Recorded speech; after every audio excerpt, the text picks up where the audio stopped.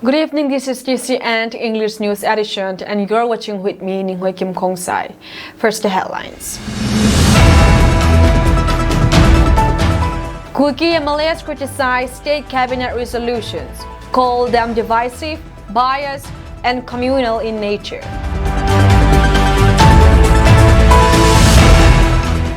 Manipur secures rupees 104.66 crore boost for Hill District Healthcare.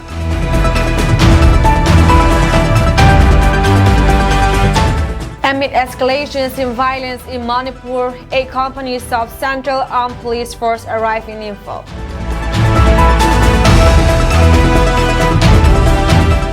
News in detail. The 10 Kuki MLAs have issued a press statement responding to the resolutions adopted during the meeting of the ruling MLAs of Manipur held on November 18, 2024. The Kuki representatives have raised concern over the resolutions, highlighting various issues they see as divisive, biased, and communal in nature. The Kuki MLA strongly condemned the endorsement of decisions made by the State Cabinet on November 16, 2024. They called the resolutions divisive, one-sided, and communal, claiming that they were being pushed by the Chief Minister to further a separatist agenda. The MLAs criticized the cabinet for taking into account the views of fringe elements, specifically those claiming to represent the Thado and Mar tribes, and argued that this reflects a broader agenda against the interests of the Kuki people. The MLAs expressed concerns about the impositions of the Armed Forces Special Power Act on November 14, 2024 and called for its immediate review. They argued that AFSPA should be extended to remaining 13 police jurisdictions in Manipur's Imphal Valley to facilitate the recovery of over 6,000 sophisticated weapons looted by Meitei militias since May 2023. The MLA stressed that this action was long overdue to curb violence in the region, while criticizing the one-sided mass operations against a single community. The Kuki MLAs insisted that mass operations should be conducted throughout the state to recover all illegal arms from all militia groups, not just one community. The MLAs criticized the resolutions demanding that the NIA take over the investigations into the death of 6 civilians. They called for a broader scope, recommending that the NIA should take over investigations into all civilians' killings across the state since May 3, 2023, covering both the Valley and Hill districts and Hill areas. The Kuki MLA strongly opposed the resolutions asking the government of India, GOI, to declare Kuki militants responsible for the killing of 6 civilians. They argued that such a declaration should be preceded by similar actions against the Arambai Tingo and Meitei Lipun groups, which they argue should be declared unlawful for organizations under the relevant laws. The MLAs expressed concern that the state government was exploiting the Ziri bomb incident to suppress the rights of the disadvantaged tribal community. They also warned that this could embolden the government to escalate tensions, even threatening the central NDA government. The Kuki MLAs reiterate that their call for center and state government to take immediate action to restore peace and normalcy in Manipur by initiating political dialogue. They stressed that lasting peace could only be achieved through inclusive and constructive conversations that address the grievances of all communities. The Kuki MLAs also condemned the attacks, burning and looting of homes and properties of Meitei MLAs and ministers by Meitei mobs. They called for a high-power committee to investigate the role of political parties, individuals, and Meitei civil society organizations, leaders, accusing them of secessionist tendencies and exploiting the situations for political gain. The MLAs expressed concerns that these developments were part of broader political vendetta designed to escalate violence and tensions in the state, all while serving to protect the fragile position of the Chief Minister. They called for swift and fair action to prevent further bloodshed.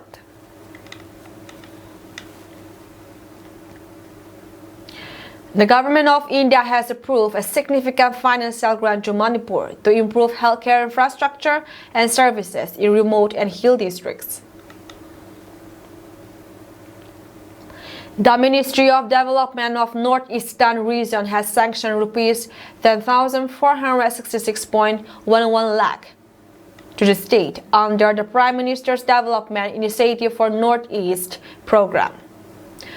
The funds will be utilized to establish specialized healthcare facilities and provide assured specialty healthcare in hard-to-reach areas of Manipur. Key highlights of the project include setting up super specialty hospitals and ensuring specialty healthcare in the district's hospitals of Chandil, Ukhrul, and Tamenglong for rupees 1,55,31,955, rupees 9,41,45,850, and rupees 11,95,22,169 respectively. Providing specialized healthcare services in remote and hill areas of Jiribam district at rupees 6,16,40,316. Establishing super specialty facilities and ensured specialty healthcare in the remote and hill districts of Senapati at rupees 12,15,41,902. Taking to Twitter, CM and Biren Singh wrote, "For the first time, hill districts like Chandil, Ukhrul, Jiribam, Senapati, and Tamenglong will have access to advanced medical facilities like CT scans, MRI, ICU services, and super specialty care, bringing healthcare closer to home." Not to mention, the Charachampur Medical College is already operational, transforming healthcare in the region. This recent sanction of rupees 104.66 crore under PM Divine is a step towards equitable healthcare for all, he added.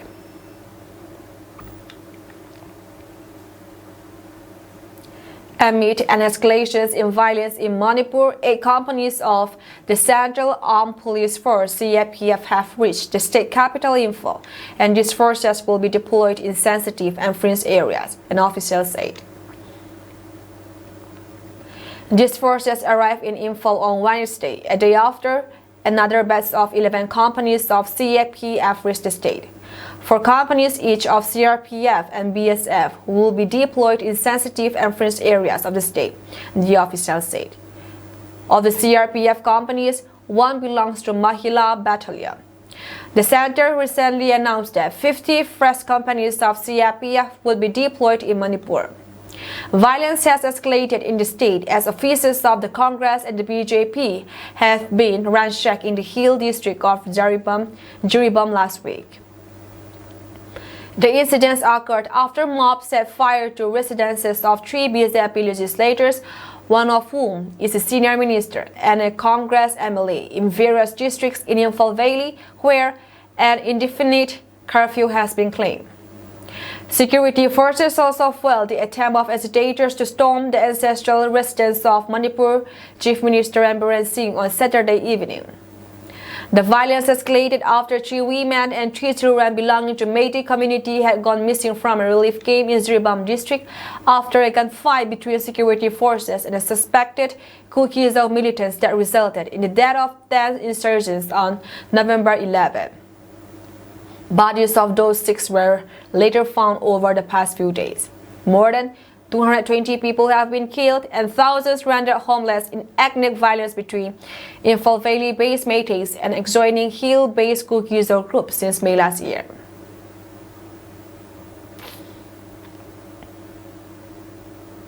In the wake of Union Ministry's decision to deploy 50 additional CAPF companies to ensure law and order in Manipur, a tweet from former Union Home Minister P. Chidambaram calling for removal of Chief Minister and call for regional autonomy for different communities has caused controversy in the state. In a now deleted tweet, the former Union Home Minister stated that deploying 5,000 Center Armed Police Jawans was not the solution to the problem. Instead, he argued that removing Biren Singh as chief minister was necessary, accusing him of being the cause of the conflict. He called for regional autonomy for the Meitei, Kuki and Naga communities, describing it as the only viable way for them to coexist within a single state. P. Chidambaram also urged the Prime Minister to visit Manipur to understand the grievances and aspirations of his people. Taking strong exception to P. Chidambaram's tweet, Manipur Chief Minister Biren Singh responded by alleging that the Congress Party and P. Chidambaram in particular were the root causes of the problem for signing the suspension of operations agreement with illegal immigrants. To support his claims, he shared a photograph of P. Chidambaram with Thangliangpao Guiti, the chairman of Zomi Revolutionary Army, who is currently under the SOO agreement. Singh further alleged that Guiti is a Myanmar citizen and is a signatory to the state agreement. While talking to the press, the chief minister also stated the present turmoil in the state is not an ethnic conflict, but one engineered by illegal immigrants against the indigenous people of the state. He also expressed his shock at the feigning of ignorance by top leaders of national parties, especially of the Congress Party, when they have caused so many problems in the northeast, especially in Manipur, due to their ignorance of the reason. On the other hand, the Congress Party in the state was also quick to disavow the statement made by former Union Home Minister. In an immediate held press conference, former Chief Minister Okram Ibobi Singh stated that the statements made by former Home Minister were purely personal and did not represent the position of the party. He also declared that the tweet was deleted after the state Congress leaders apprised the central leaders of its potential to cause further misunderstanding. Ibobi, who is the leader of Congress Legislature Party in Manipur, assured that the Congress Party will always stand for the territorial integrity of Manipur and oppose the idea of regional autonomy in the state.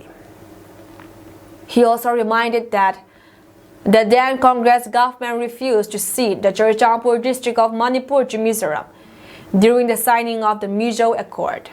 In a recent interview, former Chief Minister of Nagaland, S.C. Zamir, addressed the ongoing Naga peace process, revealing that the central government has firmly stated that a separate flag and a constitution for the Nagas is not possible. As Manipur conflict remains unresolved and pressure mounts for a comprehensive solution to decades-long Indo-Naga peace talks, there is also at hand a growing demand by Kuki-Zo Marpeti communities for a separate administrations in the form of Union territory within the framework of the Indian Constitution. Observers note that any resolution will require careful navigations to avoid triggering new tensions in the state ruled in conflict since May 3, 2023, often described as a geopolitical tinderbox. How New Delhi balances these demands and addresses the underlying grievances will be closely watched in the days to come.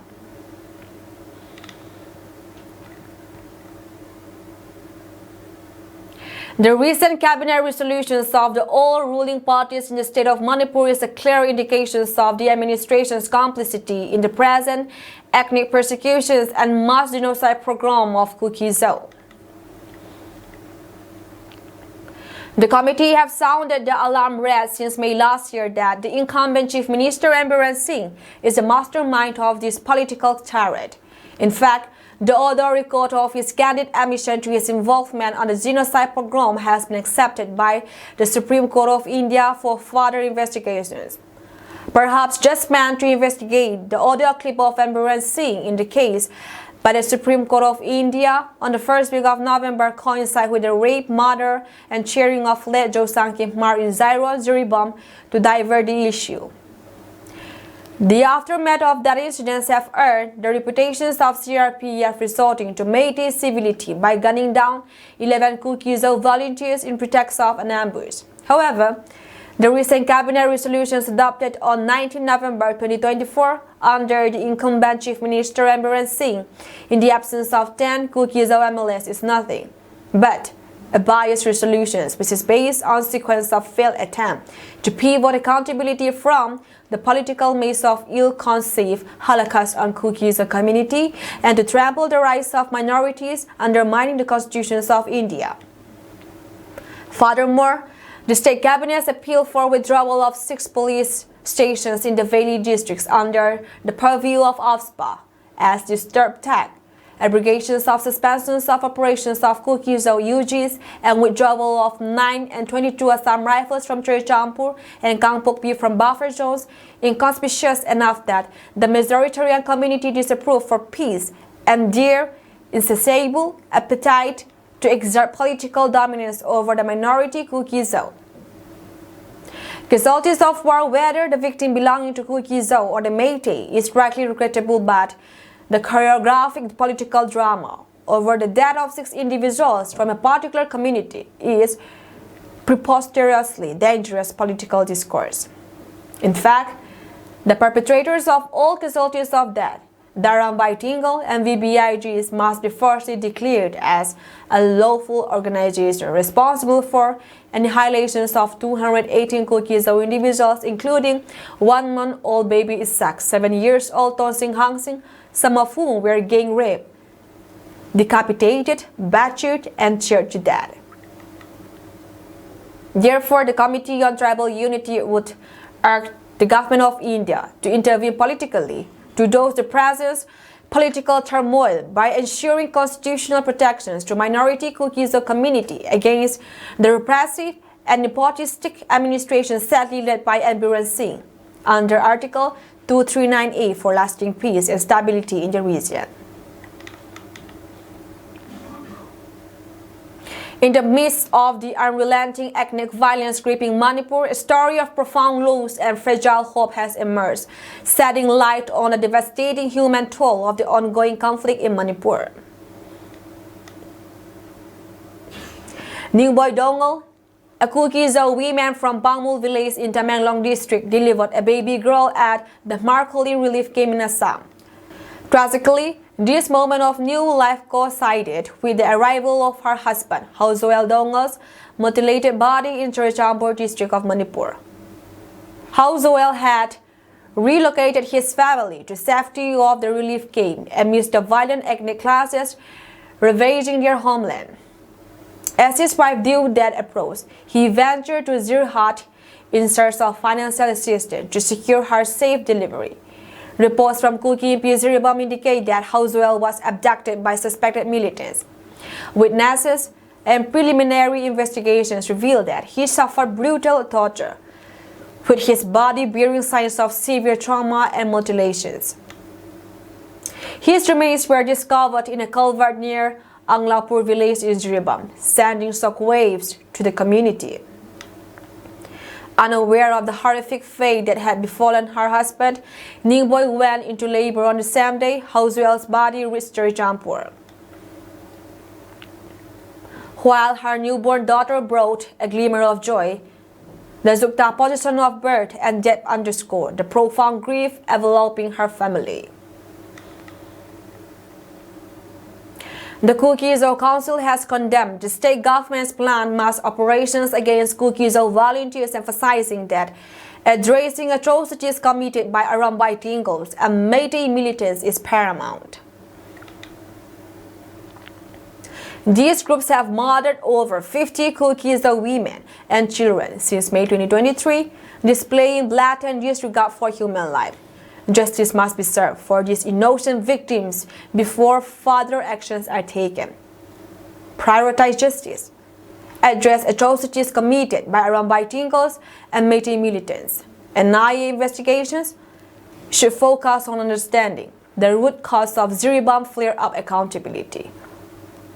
Hold perpetrators accountable to uphold rule of law and ensure citizen safety.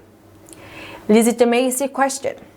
State government's legitimacy and integrity must be called into question. The Kuki-Zo Council argues that the state government's leadership should be constituted illegitimate, as they have admitted to initiating war and collaborating with unlawful Métis militants and Dharambai Tingle. Labeling Kuki-Zo volunteers as unlawful is perplexing, given the government's own lawlessness. The Kuki-Zo community has been demanding a separate administration, with protests held in Manipur and Delhi. A separate administration would allow the Kuki-Zo people to make decisions in their best interest, ensuring a harmonious and peaceful society.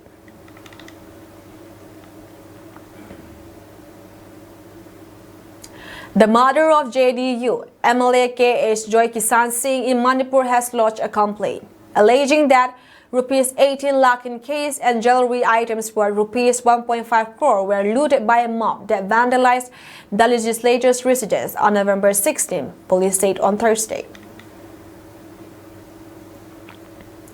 Several items kept at the MLA's residence in West Imphal's Thangmeiban area for internally displaced people were also destroyed during the attack, a senior officer said. The mother of Thangmeiban constituency legislator KS Joy Kisan Singh filed a complaint with the Imphal police station that Rs 18 lakh in cash and several valuable items worth Rs 1.5 crore were looted and destroyed during a mob attack. An FIR has been registered, the police officer told PTI. The mob vandalized the residence of the legislature for about 2 hours on November 16 evening, he said. Notably, the MLA was in Delhi due to medical treatment for one of his family members when the mob attacked his residence last week. And internally displaced persons staying in relief camps set up at Tombishana Higher Secondary School in Thangmeiban, a few meters away from the residence of Joy Kisan Singh. Vegetables like potatoes and onions and other items such as winter clothes were kept for people like us. All these materials were looted. We asked the mob not to vandalize the residence of the MLA, as several items meant for distributions among displaced people were kept there. Sanayai, a volunteer who managed the relief came under the supervision of Joy Kisan said. Lockers, electronic goods and furniture were vandalized, she claimed, adding that the mob attempted to take away 3 air conditioners but failed. 7 gas cylinders were also taken away by the mob, she claimed. Documents of internally displaced persons were also destroyed during the attack. The mob also pushed internally displaced people and one of the volunteers there was just injured after being beaten up, she claimed. Houses of several legislators in Manipur were vandalized as violence escalated last week after 3 women and 3 children belonging to Meitei community had gone missing from a relief camp in Ziribam district following a gunfight between security forces and suspected Kuki-Zo militants that resulted in the death of 10 insurgents on November 11. Bodies of those 6 were later found over the past few days. More than 220 people have been killed and thousands rendered homeless in ethnic violence between Imphal Valley-based Meiteis and adjoining hill-based Kuki-Zo groups since May last year.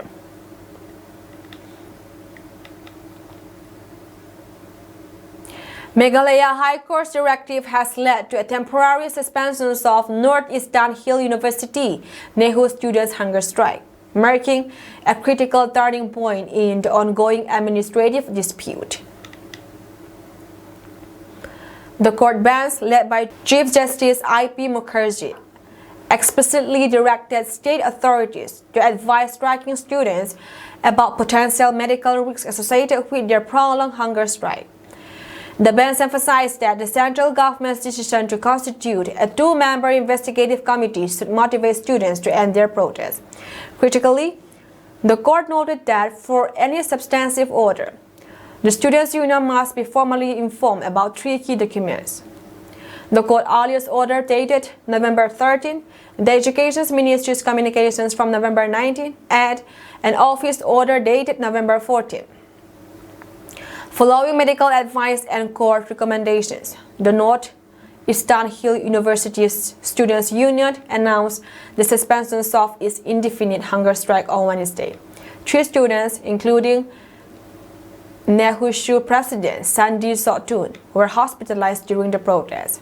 The strike, which began on November 6, effectively locked down the university and called for the resignations of top university officials, including Vice-Chancellor Professor Prabha Shankar Shukla.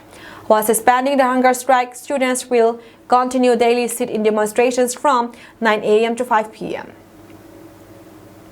The Ministry of Education has constituted an inquiry committee expected to submit its report within 2 to 3 days.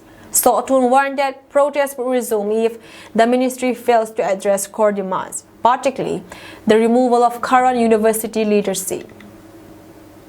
The university's administrations, including Vice-Chancellor in charge Professor and Saha, formally concluded that the hunger strike by facilitating student leaders. Tensions erupted at Assam Rifles camp in Mayao, Changlang district last night, following the alleged arrest of village headman of All Plon village. The arrest sparked a heated protest from villagers who gathered outside the camp, demanding the release of their leader. In the efforts to disperse the crowd, Assam Rifles personnel resorted to baton charges. However, the situation worsened as villagers retaliated by pelting stones at the camp, leading to several individuals sustaining serious injuries during the confrontation. The escalating tensions drew the attention of senior Arunachal Pradesh police officials, who quickly arrived at the scene. According to reports, after tense negotiations, the Assam Rifles were forced to release the detained headman, helping to restore peace in the area.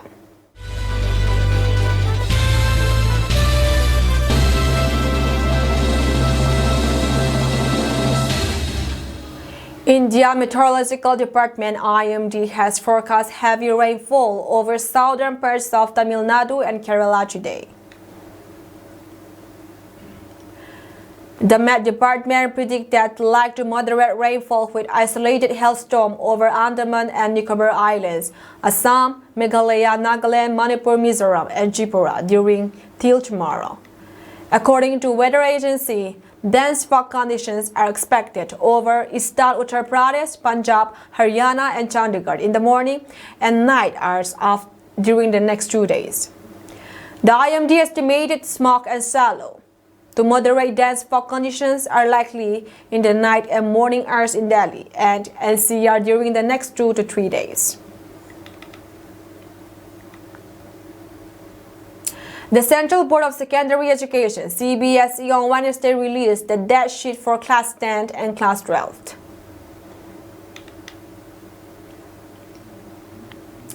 As per the examinations timetable announced by CBSE, Class 10 board exams will commence from February 15, 2025 till March 18, 2025. The Class 12 board examinations will begin on the same date as Class 10, that is February 15, 2025, and end on April 4, 2025. Both Class 10 and 12 board exams will be held in the morning shift from 10:30 a.m. to 1:30 p.m., the CBSE announced. This is the first time that the date sheet has been issued by the board at least 86 days in advance.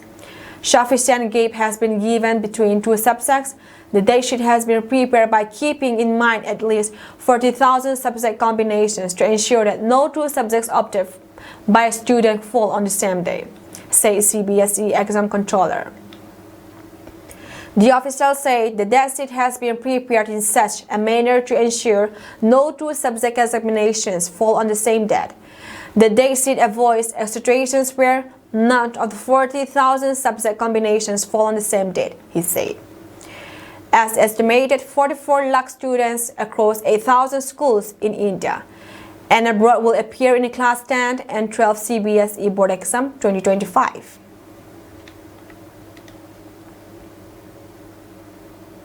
India and Guyana have signed 10 memorandums of understanding aimed at enhancing collaborations across various critical sectors, including hydrocarbons and agriculture.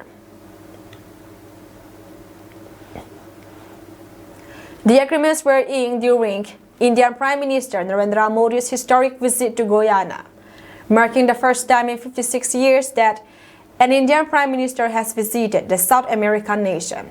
One of the key MOUs focuses on cooperations in the hydrocarbon sector, encompassing crude oil sourcing, natural gas collaborations, infrastructure development, capacity building, and expertise sharing across the hydrocarbon value chain, highlighting Guyana's potential role in India's energy security. PM Modi emphasized the need for a long-term partnership between the two nations. A blueprint will be prepared to strengthen our cooperation. The MOU signed today will further solidify our engagement, Modi stated during a joint press conference with Guyana's President Irfan Ali. He also acknowledged Guyana's participations in global initiatives led by India, such as the International Solar Alliance, Coalitions for Disaster Resilient Infrastructure, and the Global Biofuel Alliance.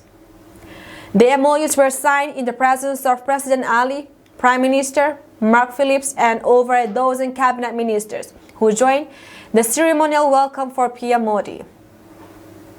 In the agricultural sector, the signed agreement aims for foster cooperations through joint activities, scientific exchanges, and knowledge sharing to advance agriculture and allied fields. Highlighting India's support, Modi mentioned the successful provisions of millet seeds to Guyana last week.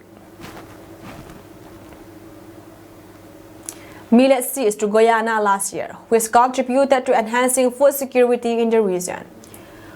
We will further collaborate to increase the cultivations of rice, sugarcane, corn, soya, and other crops, he added. This visit signifies a deepening of ties between the two nations, underscoring their shared commitment to sustainable development and mutual growth in the key areas such as energy and agriculture. The agreements are expected to bolster bilateral relations and pave the way for future partnership.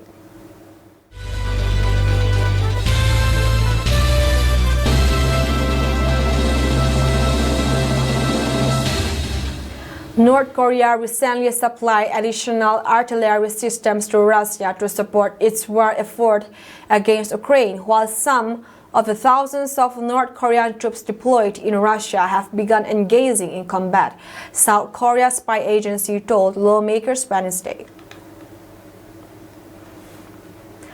The South Russian assessment came after Russia warned Monday that U.S. President Joe Biden's decision to let Ukraine strike targets inside Russia with U.S.-supplied longer-range missiles as fuel to the fire of the war. U.S. officials said Biden's decision was triggered almost entirely by North Korea's entry into the war. In a closed-door briefing at Parliament, the National Intelligence Service said that North Korea exported 170 mm self-propelled guns and 240 mm multiple rocket launch systems to Russia, according to lawmaker Lee Seong-kwan, who attended the meeting. Lee told reporters that NIS assessed those weapons are a type of artillery the Russian military doesn't operate, so North Korea likely dispatched personnel to teach the Russians how to use them and handle their maintenance. Last week, Russian Telegram channels and other social media posts published photos apparently showing North Korea's Kokshan 170 mm self-propelled guns being moved by rail inside Russia. The Financial Times, citing Ukrainian intelligence assessment, reported Sunday that North Korea in recent weeks sent some 50 domestically produced 170 mm self-propelled howitzers and 20 240 mm multiple-launch rocket systems to Russia.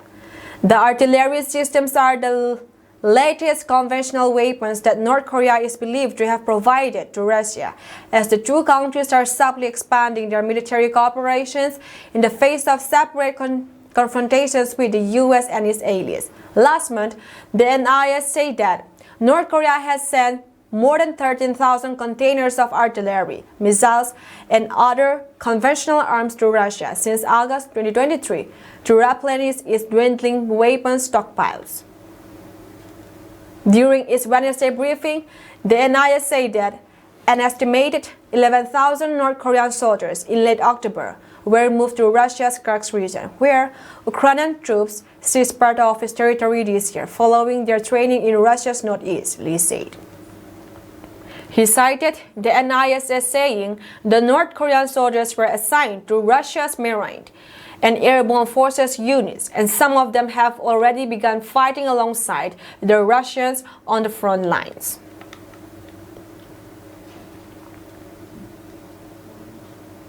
Ukraine launched the British-France-made Storm Shadow missiles at targets inside Russia for the first time on Wednesday, according to Russian military blog and Reuters. A day after, Ukraine fired US-made ATACMS missiles into Russia. Ukraine's use of the UK-supplied missiles to hit Russian territory was confirmed to Reuters by an official on conditions of anonymity. British media also reported the use of the cruise missile on Wednesday. Ukraine's defense minister, Rustem Umerov, refused to confirm or deny the use of the UK-France-made missiles during a Wednesday news conference, nor did a spokesperson for UK Ministry of Defense when asked by CNN. CNN has reached out to French Ministry of Defense for comment.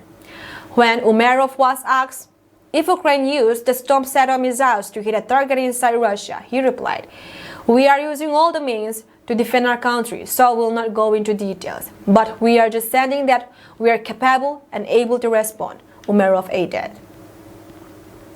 "We'll be defending and giving punches back with all the means available." A Russian military blogger on Wednesday posted photos on Telegram of a Storm Shadow missile fragment, claiming that up to 12 of the missiles were fired on Russia's Kursk region, according to Russian blog.